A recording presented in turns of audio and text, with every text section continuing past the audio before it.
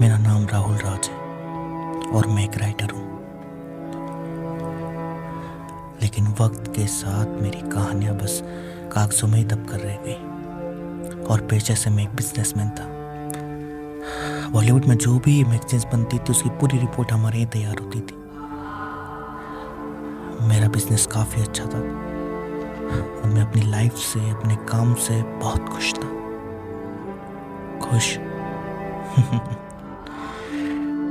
खुशी चीज़ ही ऐसी होती है, ज़्यादा देर तक आपके पास नहीं रहती।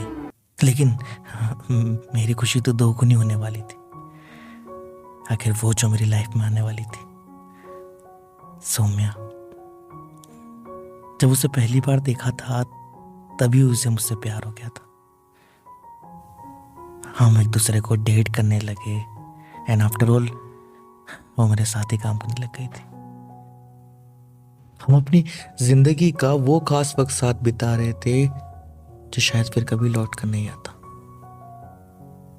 एंड वी डिसाइडेड कि पूरी जिंदगी एक दूसरे के साथ बिताएंगे। शादी हो गई हमारी।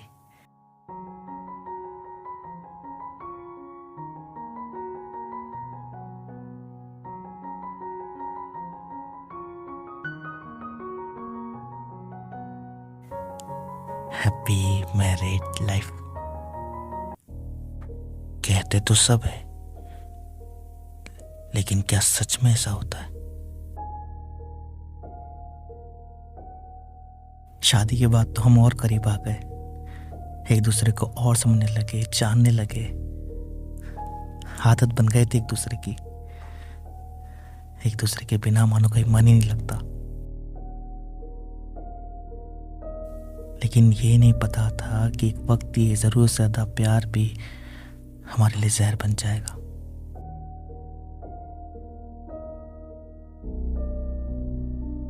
फिर एक दिन अचानक मेरी तबीयत खराब हो गई।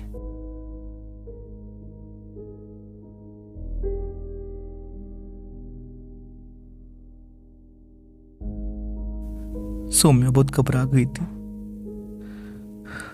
मुझे हॉस्पिटल लेकर गई, इलाज हुआ मेरा। फिर उसके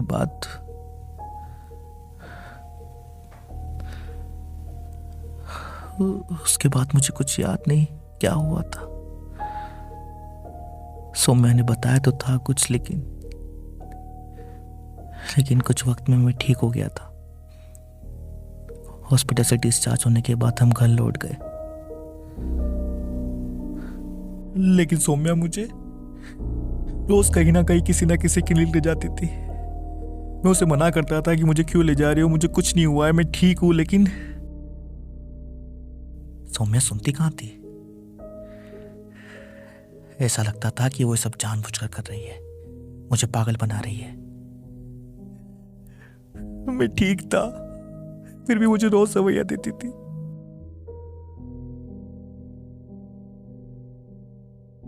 फिर एक दिन ऑफिस के काम से मैं पुणे गया था। मैंने सौम्या को कॉल करके बता दिया था कि मैं आज नहीं कल आऊंगा, लेकिन किसी वजह से मेरी मीटिंग कैंसिल होगी और मुझे उसी दिन घर लौटना पड़ा। मैंने सोचा सौम्या को नहीं बताता हूँ, उसे सरप्राइज दूंगा, हमारा इतना ख्याल जो रखती है।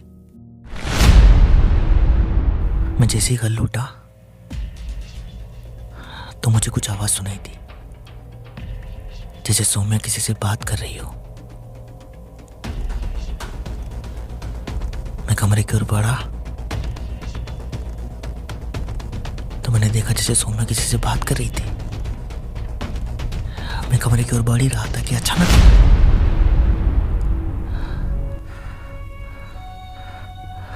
मेरा सिर भारी हुआ और मैं गिर गया। मेरी आँख खुली तो मुझे कुछ होश नहीं था। मैंने देखा सौम्या मेरे पास सो रही थी। मुझे बहुत गुस्सा आया कि ये सब क्या था। वो कौन था जिससे सौम्या बात कर रही थी? मेरा खून खौल गया। मैंने सौम्या को कुछ नहीं बोला। मैं बस उठा और मेरे हाथ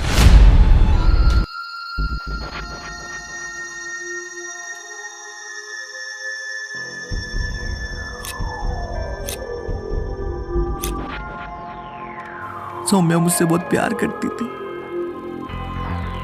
उससे ऐसा क्यों किया? मैं बस अपने अंदर उस गुस्से को लेकर आया। मैंने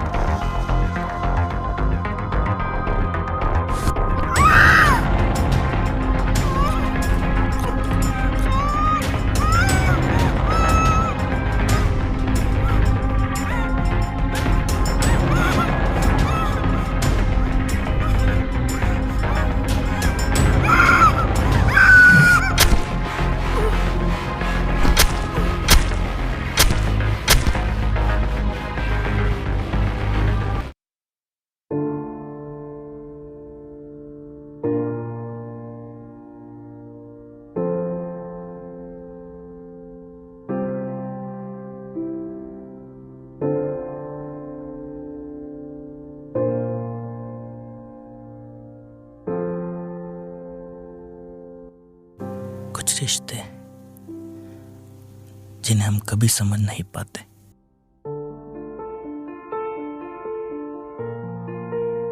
प्यार मोहब्बत में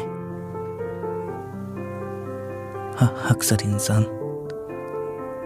नफरत का जहर घोल ही देता है।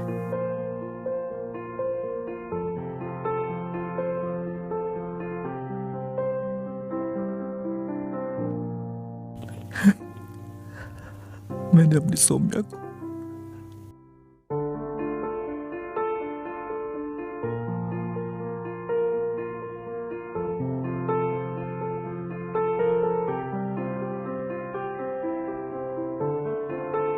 मुझे जीने का कोई हक नहीं है।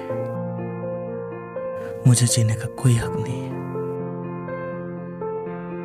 उस रात मैंने बहुत शराब पी और फिर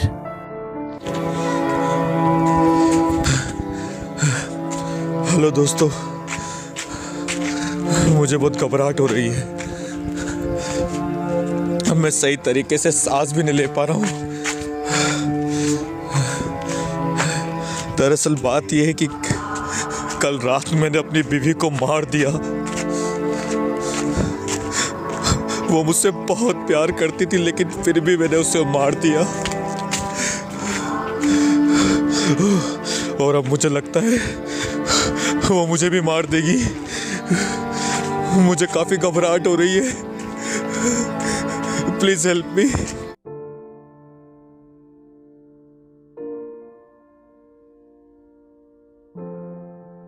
अरे राहुल, अब तक यहाँ बैठे हो? ऑफिस नहीं चलना है क्या? कम ऑन यार, hurry up, we are getting late. हाँ सौम्या आया।